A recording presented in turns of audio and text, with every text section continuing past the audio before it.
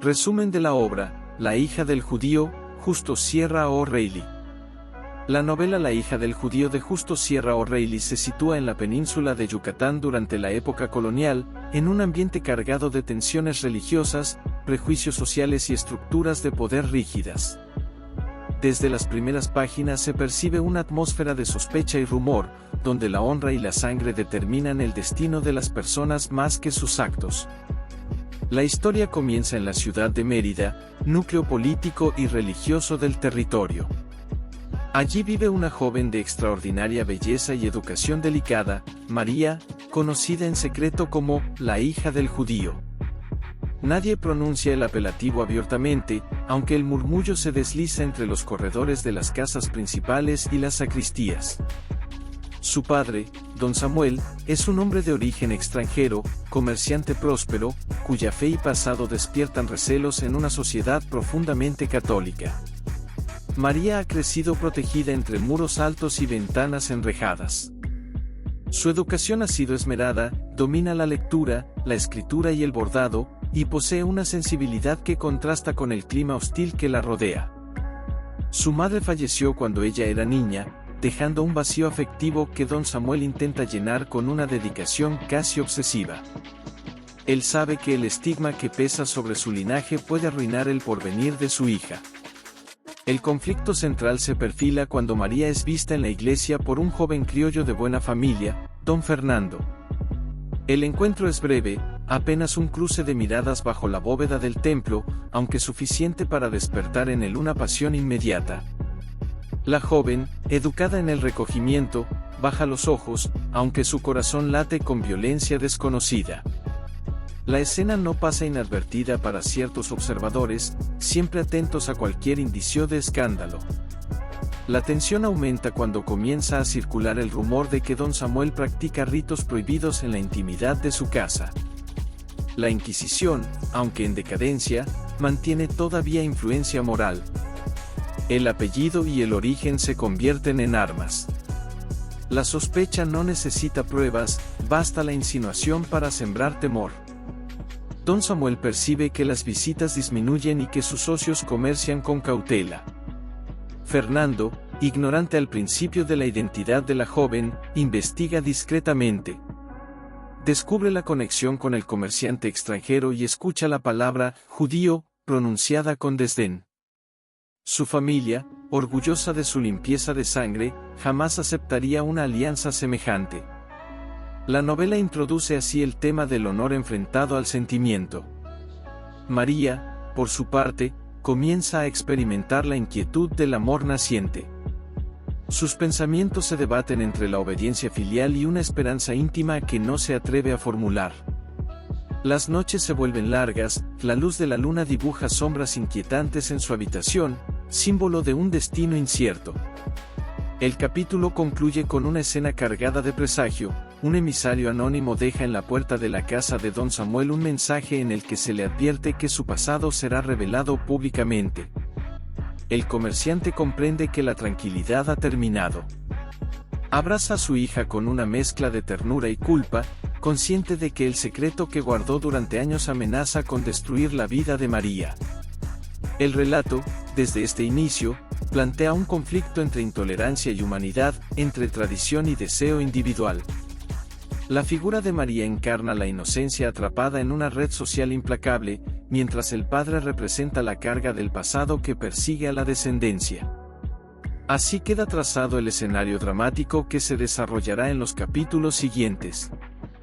La amenaza anónima recibida por don Samuel no tarda en adquirir forma concreta. En la ciudad de Mérida, donde cada calle es un corredor de ecos y cada vecino un vigía, la sospecha se convierte en sentencia moral antes de pasar por tribunal alguno.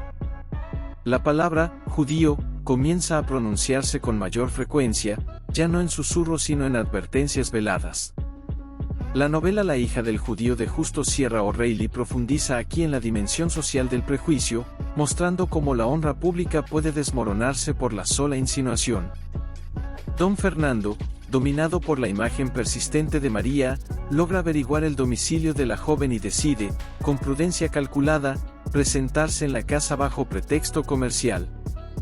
El encuentro se desarrolla en la sala principal, donde la sobriedad del mobiliario contrasta con la dignidad del anfitrión. Don Samuel recibe al visitante con cortesía medida, percibiendo de inmediato que no se trata de un simple cliente. María aparece acompañada de una criada. Su presencia transforma el ambiente. Don Fernando confirma que la joven de la iglesia es la misma que ahora lo saluda con discreta inclinación. Las miradas vuelven a encontrarse, esta vez bajo la vigilancia del padre. La conversación gira en torno a asuntos triviales, aunque cada palabra está cargada de tensión contenida. Al retirarse, Fernando experimenta una lucha interna. Por un lado, la educación que ha recibido le exige preservar la pureza del linaje, por otro, su sentimiento se afirma con fuerza inesperada. Decide confiar en un amigo cercano, quien le advierte del peligro. Asociarse con la hija de un hombre señalado por la Inquisición puede significar el descrédito familiar y la ruina política. Mientras tanto, don Samuel comprende que la visita no ha sido casual. La intuición paternal le revela el nacimiento de un afecto que podría volverse fatal. Esa noche, llama a María a su despacho y, por primera vez, le habla con franqueza de su origen. Le explica que su familia proviene de antepasados perseguidos en la península ibérica y que su fe fue practicada en secreto para sobrevivir. No niega su identidad, la asume con serenidad dolorosa. María escucha con el corazón oprimido. La revelación no cambia el amor que siente por su padre, aunque sí altera la percepción de sí misma. Comprende que el mundo que la rodea la juzgará por una herencia que no eligió. El apellido se convierte en una carga invisible que determina sus posibilidades de felicidad. En paralelo, los rumores llegan a oídos de la autoridad eclesiástica local. Un fraile influyente, celoso defensor de la ortodoxia, considera necesario investigar. La sospecha de prácticas heréticas se mezcla con intereses económicos y rivalidades personales. Don Samuel ha prosperado en el comercio, su éxito despierta envidias que ahora encuentran pretexto moral. La presión social se intensifica cuando la familia de don Fernando convoca al joven para cuestionarlo sobre sus recientes visitas. Su madre, mujer severa, le recuerda que la honra es patrimonio sagrado. Su padre habla de alianzas estratégicas y conveniencias sociales. Fernando guarda silencio, aunque en su interior la determinación comienza a sustituir la duda. Una escena significativa ocurre cuando María, paseando en el patio interior, escucha a dos sirvientas comentar con desdén su condición. Las palabras la hieren con crudeza. Comprende que el secreto ha dejado de serlo. La humillación no la lleva a la ira, sino a una melancolía profunda. En su soledad, reflexiona sobre la injusticia de un orden que condena por nacimiento. El capítulo culmina con un acto decisivo. Don Fernando envía una carta a don Samuel solicitando permiso para cortejar formalmente a María. El gesto desafía abiertamente las convenciones. Don Samuel, al leerla, percibe tanto la nobleza como el riesgo implícito. Sabe que aceptar podría exponer a su hija a un escándalo mayor, rechazar significaría sofocar una posibilidad de redención. La tensión queda suspendida en esa carta aún sin respuesta. El amor ha dejado de ser una emoción privada para convertirse en asunto público, atravesado por la intolerancia y el orgullo social. La trama avanza así hacia un conflicto en el que los personajes deberán elegir entre la obediencia a un orden excluyente o la afirmación de su humanidad. La carta de don Fernando permanece varios días sobre el escritorio de don Samuel, como si su sola presencia irradiara una fuerza perturbadora. La petición de cortejo formal representa más que una declaración amorosa, implica desafiar el sistema de jerarquías que sostiene la sociedad colonial de Mérida. En La hija del judío, Justo Sierra O'Reilly expone con claridad cómo la opinión pública actúa como tribunal anticipado, más severo incluso que las autoridades religiosas. Don Samuel decide finalmente responder. Con tono respetuoso, agradece la honra de la solicitud y acepta recibir a don Fernando bajo condiciones estrictas de decoro. La respuesta es un acto de valentía mesurada. sabe que la formalidad puede ofrecer cierta protección frente al escándalo, aunque también puede precipitarlo. Cuando la noticia del pretendiente se filtra, la ciudad entera parece reaccionar. Las tertulias se animan con comentarios cargados de ironía. Algunos sostienen que el joven ha sido seducido por la belleza de María, otros insinúan que detrás existe interés económico. La palabra sangre se repite con insistencia, asociada a pureza y legitimidad. El amor queda reducido a capricho imprudente. Don Fernando, consciente del murmullo creciente, mantiene su determinación. En sus visitas observa la serenidad de María y la dignidad silenciosa de don Samuel. Esa convivencia breve y vigilada fortalece su convicción de que la honra no reside en el linaje, sino en la conducta. Cada encuentro, supervisado por la presencia del padre o de una criada, adquiere la solemnidad de un ritual. Entretanto, la autoridad eclesiástica inicia averiguaciones discretas. Un escribano visita a antiguos socios de don Samuel, buscando testimonios sobre prácticas sospechosas. Nada concreto emerge, aunque la mera investigación ya constituye una mancha. La amenaza no es tanto la prueba como la duda permanente. María vive una transformación interior. La revelación de su origen la ha llevado a una reflexión profunda sobre identidad y destino. Ya no es la joven protegida en la ignorancia, sino una mujer consciente de la fragilidad de su posición. Su amor por Fernando se mezcla con el temor de arrastrarlo al descrédito. En varias ocasiones piensa en pedirle que se aparte, aunque la sola idea le causa un dolor insoportable. Una escena crucial ocurre durante una misa dominical. María y su padre asisten como de costumbre. Al entrar en el templo, perciben miradas insistentes. Algunos fieles se apartan discretamente.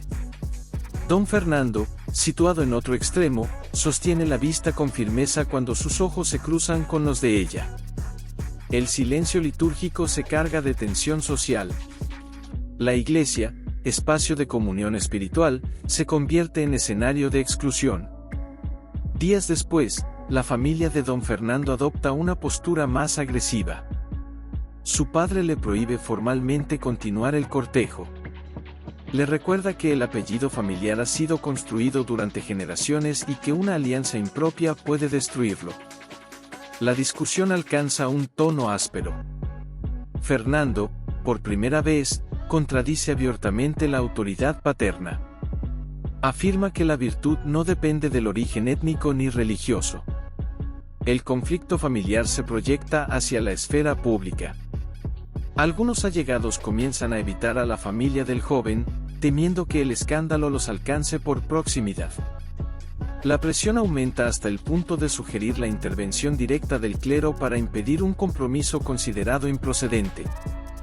Don Samuel, al percibir la intensidad de la hostilidad, contempla la posibilidad de abandonar Mérida y trasladarse a otro territorio donde su pasado no sea conocido. La idea de exilio resurge como sombra persistente en la historia de su linaje. Aunque esa decisión podría salvar a María del escarnio inmediato, también significaría renunciar a todo lo construido. El capítulo culmina con un acontecimiento inquietante. Una citación oficial llega a la casa de don Samuel. Se le requiere para comparecer ante una instancia eclesiástica y responder a ciertas acusaciones relativas a su fe.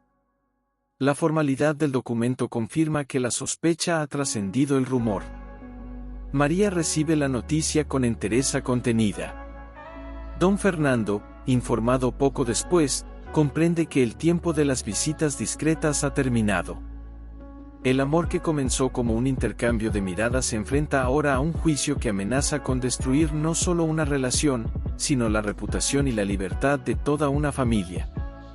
La narración avanza hacia un punto crítico, el enfrentamiento entre conciencia individual y autoridad institucional. La opinión pública ha dictado su veredicto preliminar, resta saber si la ley confirmará o desmentirá esa condena anticipada. La citación eclesiástica marca un punto de inflexión decisivo en la trama de La hija del judío, obra de Justo Sierra O'Reilly. Lo que hasta entonces había sido murmullo y hostilidad social adquiere forma jurídica. Don Samuel debe presentarse ante el tribunal religioso para responder a imputaciones vagas, formuladas con la ambigüedad calculada que caracteriza los procesos de sospecha doctrinal. La mañana de la comparecencia amanece pesada, con un cielo cubierto que parece anticipar el tono del interrogatorio. Don Samuel viste con sobriedad. María insiste en acompañarlo hasta la puerta del edificio donde funciona la instancia eclesiástica. El trayecto por las calles de Mérida se convierte en una procesión silenciosa. Algunos vecinos observan desde los umbrales, otros fingen indiferencia. Cada mirada pesa como acusación. El recinto del tribunal impone por su arquitectura severa. Muros gruesos, corredores en penumbra y una sala principal donde una mesa larga separa a los jueces del compareciente. Un fraile de rostro anguloso preside la sesión. No hay violencia explícita, aunque sí una presión moral cuidadosamente administrada. El interrogatorio se centra en el origen de Don Samuel, en sus antepasados y en las prácticas de su hogar. Se le pregunta si observa ritos distintos a los prescritos por la Iglesia, si guarda textos prohibidos, si mantiene correspondencia con personas de fe diferente. Las preguntas, formuladas con aparente cortesía, contienen la presunción de culpa. Don Samuel responde con serenidad. Declara que respeta las leyes del territorio y que jamás ha atentado contra el orden religioso. No reniega de su ascendencia, aunque afirma que su conducta ha sido intachable. Mientras tanto, fuera del recinto, María espera con angustia contenida. Don Fernando se aproxima, desafiando las recomendaciones familiares. Su presencia junto a la joven no pasa inadvertida.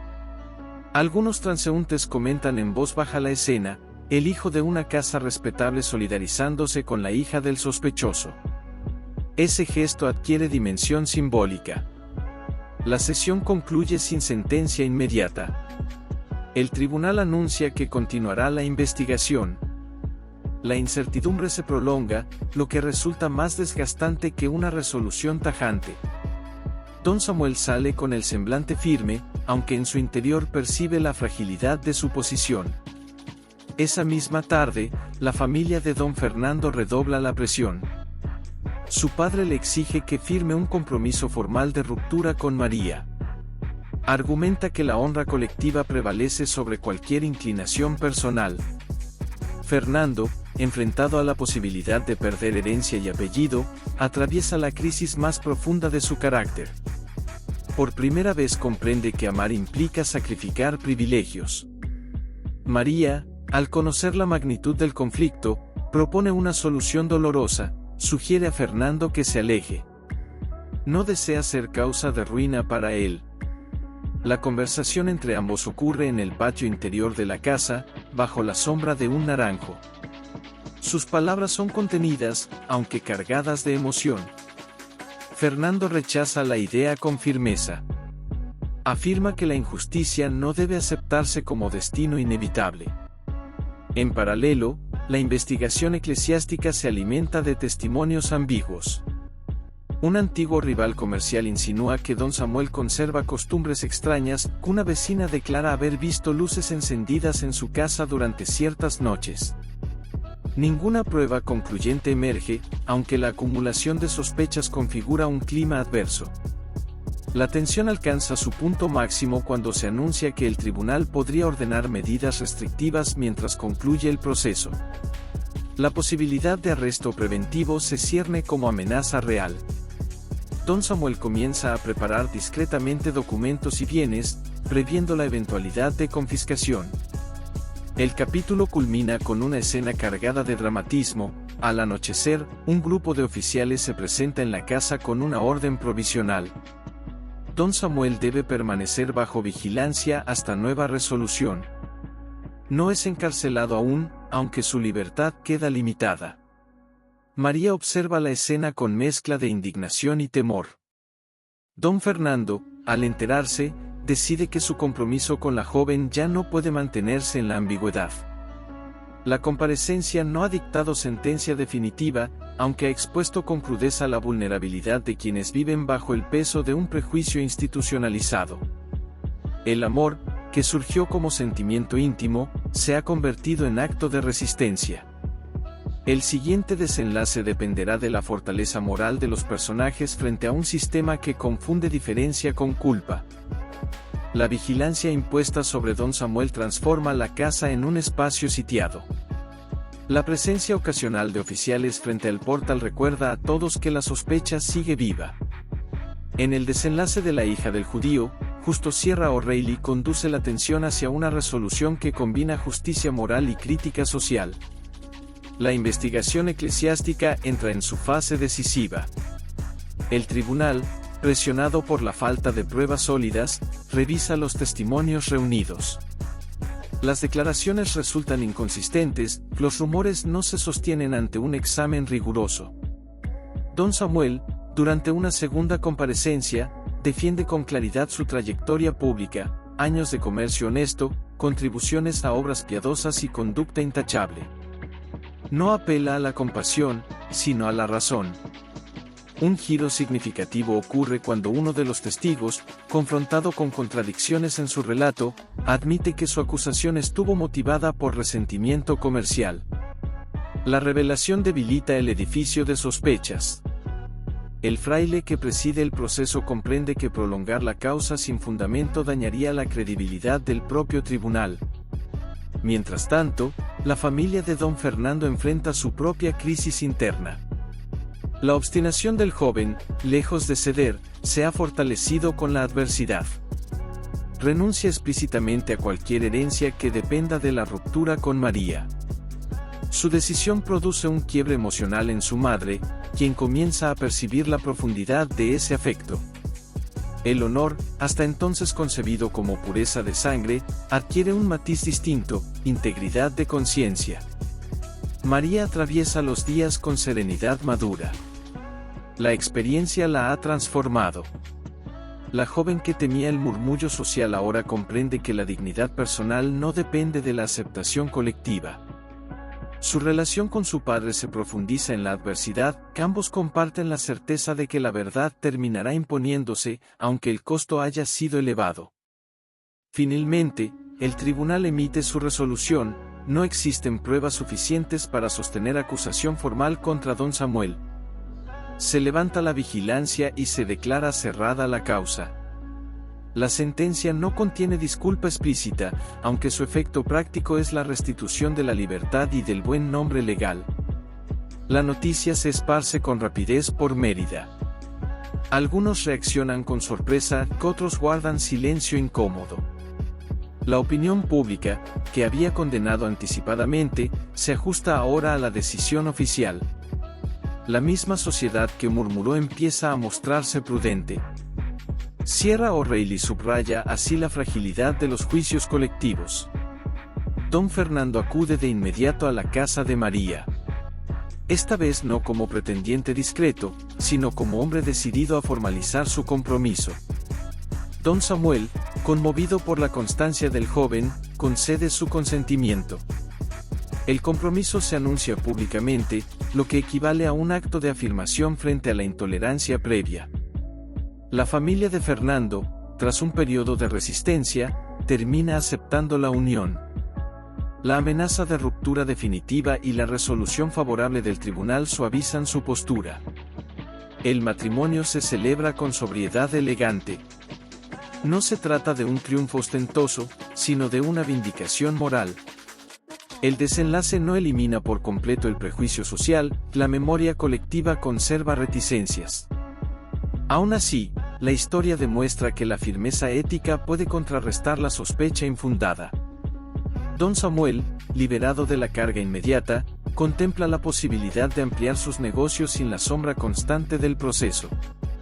María inicia su vida conyugal consciente del precio que ha implicado ese derecho a amar. La novela concluye con una reflexión implícita sobre la intolerancia heredada y la necesidad de medir a los individuos por sus actos, no por su origen. La figura de María deja de ser la hija del judío, para convertirse simplemente en María, mujer cuya dignidad resistió el juicio injusto de su tiempo. Así, el relato cierra con una nota de equilibrio. No se trata de una victoria ruidosa, sino de la restitución de la justicia básica.